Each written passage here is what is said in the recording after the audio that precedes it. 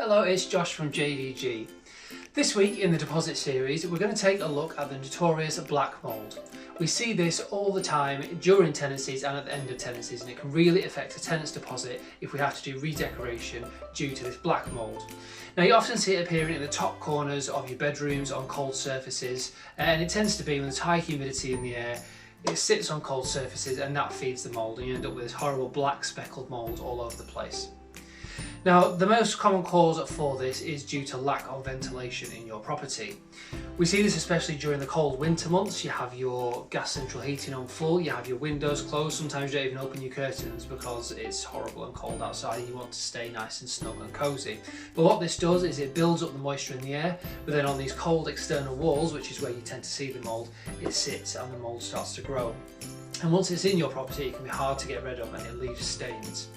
Now, in my house, I've lived in this house for about 3 years now, and pretty much every single wall in this house is painted white.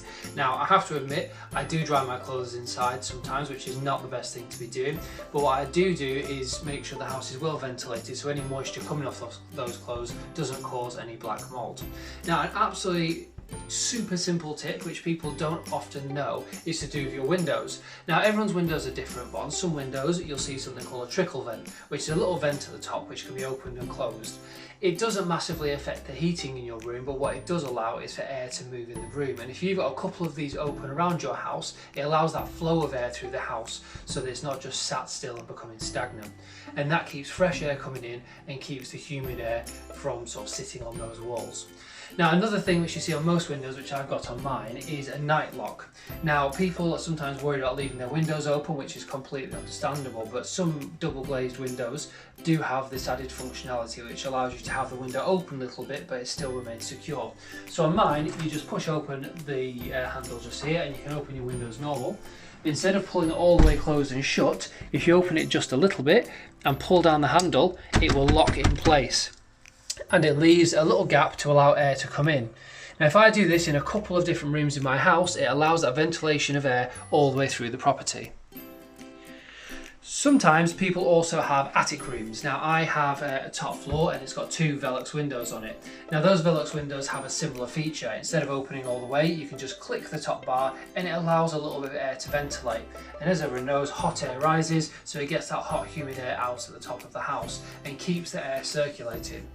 People do worry that this is going to massively increase your bills, but it doesn't really at all, because you can still close your curtains and things at night time and leave that open, and it still allows that air to breathe, but doesn't make things too cold.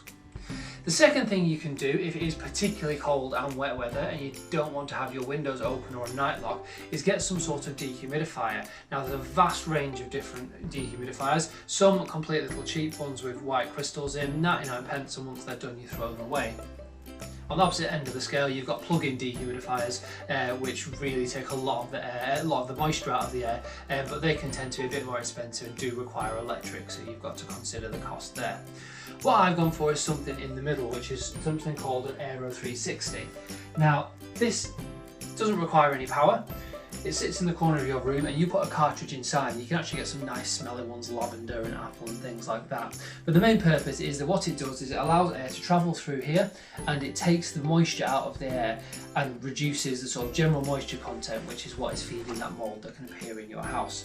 Now, as you can see in the bottom of this one, all of that moisture has been taken out of the air in this room over a period of a month and a half, 2 months. All you do with that is it's completely harmless, you pour it down your sink and you can get a new cartridge. But if you imagine all of that moisture sat on your walls, that is what feeds the black mould. Now, I often have tenants coming to me to say that black mould is a cause of the structure of the property or there's leaks and things like that, but black mould almost always means something to do with condensation. If it's rising damp or something like that, it appears as darker patches or flaky, salty patches on the wall, whereas condensation mould, based on the humidity of your house and how you're living, is usually down to the tenant. So it's really important to follow these sort of tips that will help you make sure you get your deposit back. In the worst case scenario, you've ended up with black mould on the wall, you can get rid of it. There's lots of great products on the market. I've used something called a fungicidal wash, which you can get from shops such as Wickes or Wilkinson's. And all you do is you spray that onto the affected area and wipe it down, and it should prevent it from coming back within a few months. This is something you want to consider at the end of your tenancy, because your inventory clerk will be looking out to check there's no damage to the decoration.